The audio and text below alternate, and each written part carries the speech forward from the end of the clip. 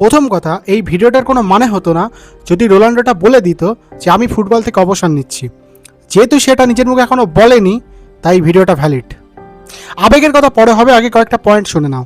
Number 1, আচ্ছা 2026 FIFA world cup থেকে Portugal হারার পরে ওদের যে কোচ ছিল রবার্টো মার্টিনেস, তাকে কিন্তু কোচের পদ থেকে সরানো হয়েছে এবং এখন যে কোচ তার নাম হচ্ছে জর্জ জিজাস।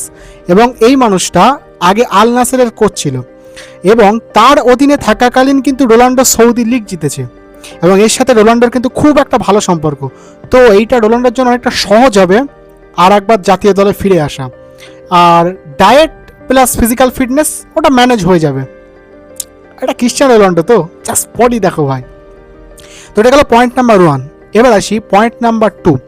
আচ্ছা 2030-এর যে ফিফা ওয়ার্ল্ড কাপ, সেইটার কিন্তু হোস্টিং নেশন হিসেবে পর্তুগাল আছে এবং পর্তুগালে যেহেতু ওয়ার্ল্ড কাপটা হবে, আর আমরা জানি রোনাল্ডো চরম ইগোইস্টিক প্লেয়ার, কিন্তু এখানে কিন্তু রোনাল্ডোর চরম একটা মোটিভেশন কাজ করবে যে নিজের জীবনের শেষ ওয়ার্ল্ড কাপটা নিজের দেশের মাটিতে জেতার জন্য।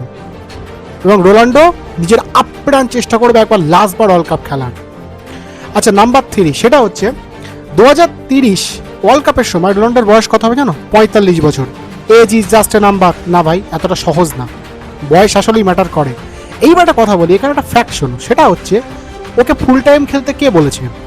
না, বিভিন্ন ইউএসএ, কুরাসাও, সৌদি আরব, এইসব যারা ছোট ছোট দল, এইসব দলের বিরুদ্ধে ওকে হাফ টাইমের পরে নামানো যাবে, কোনো অসুবিধা হবে না।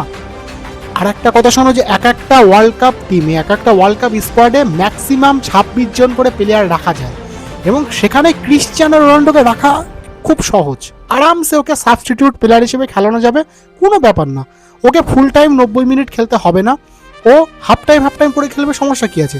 ও যদি 45 মিনিট পরেও নামে আরামসে খেলতে পারবে, কোনো সমস্যা হবে না। একটা সুন্দর কল্পনা বলছি শোনো, রোনাল্ডো জুনিয়র এখন কিন্তু আল নাসের ক্লাবের হয়ে খেলছে, তাই না? এমনকি ও কিন্তু পর্তুগালের যে জাতীয় টিম তার হয়ে মানে আন্ডার 16 ওয়ার্ল্ড কাপও খেলেছে এবং খুব ভালো একটা প্লেয়ার। এবং 2030 ওয়ার্ল্ড কাপের সময় রোনাল্ডো জুনিয়রের বয়স হবে 20 বছর। ও যদি এই 4 বছর খুব কষ্ট করে, যেহেতু ওই ক্রিশ্চিয়ানো রোনাল্ডোর ছেলে, তো ওর ওপরে কিন্তু সিলেক্টরদের নজর থাকবে আর ও কিন্তু আরামসে পর্তুগাল থেকে খেলতে পারবে। এখন ধরো পর্তুগালের মাটিতে বিশ্বকাপের ফাইনাল ম্যাচ হচ্ছে, ওয়ার্ল্ড কাপের, হ্যাঁ পর্তুগাল ফাইনাল খেলছে, রোনাল্ডো জুনিয়র একটা দুর্দান্ত অ্যাসিস্ট দিয়ে দিল, রোনাল্ডো সেইটা মেরে গোল করে দিল, ওয়ার্ল্ড কাপ জিতে গেল। রোনাল্ডো জুনিয়র গিয়ে তার বাপের হাতে ওয়ার্ল্ড কাপ তুলে দিচ্ছে। আস্তে আস্তে যাও, এইসব কল্পনা করতে হবে না, এইসব ভাবতে ভাবতে বা স্পিডে স্বপ্নদোষ হচ্ছে, যাই হোক এইসব আর ভাবতে হবে না। ভিডিওটাই অবধি ছিল, এটা ছিল ভিডিওর মূল পয়েন্ট। এবার কয়েকটা আবেগের কথা বলি। মানে ফুটবল ইতিহাসের হায়েস্ট স্কোরার তুমি, এমন কোনো রেকর্ড নেই, এমন কোনো অ্যাওয়ার্ড নেই যা তোমার জিততে বাকি আছে। হয়তো ছোটোবেলায় ক্রিশ্চিয়ানো স্বপ্ন দেখেছিল যে হ্যাঁ সেও একদিন ওয়ার্ল্ড কাপ জিতবে, কিন্তু তার আর হ্যাপি এন্ডিং হলো না। সেই 2006 থেকে নিয়ে 2026 প্রত্যেকটা বার তুমি কাঁদতে কাঁদতে মাঠ থেকে বার হলে।